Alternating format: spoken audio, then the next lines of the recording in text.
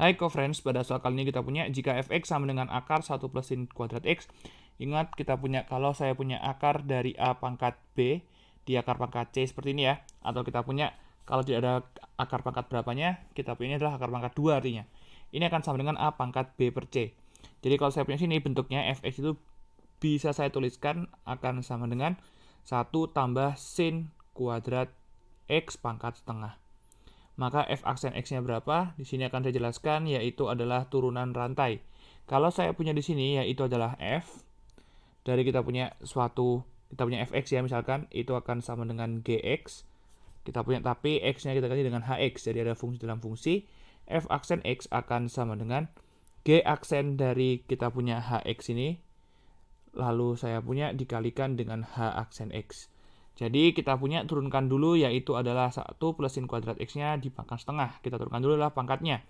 Kalau saya punya di sini fx sama dengan ax pangkat n, saya punya f aksen x akan sama dengan a dikalikan n kalikan x pangkat n min 1.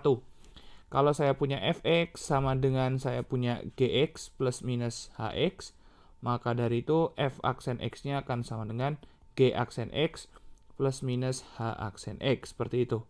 Maka dari itu saya punya di sini, pertama saya turunkan dulu adalah setengahnya ya.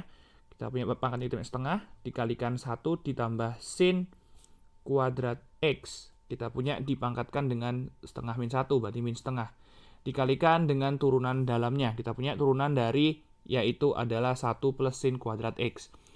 Kita punya 1 diturunkan berarti adalah sama dengan 0 ditambah sin kuadrat x. Nah, ini kita punya ada aturan rantai lagi. Kita punya turunkan dulu adalah pangkatnya, kita punya adalah 2 sin pangkat 1x, baru kita kalikan dengan turunan dari kita punya adalah sin. Jadi saya punya di sini adalah, kalau saya punya fx sama dengan sin x, maka saya punya f aksen x akan sama dengan cos x. Saya punya sini berarti adalah dikalikan dengan cos x, seperti itu. Kalau sudah kita kalikan di sini, jadinya saya punya adalah sin x cos x dibagi dengan, ingat kalau saya punya di sini a, pangkatnya min b akan sama dengan 1 per a pangkat b. Kita punya berarti adalah akar dari 1 plus sin kuadrat x. Sesuai dengan pilihan yang D pada soal. Sampai jumpa pada pertanyaan berikutnya.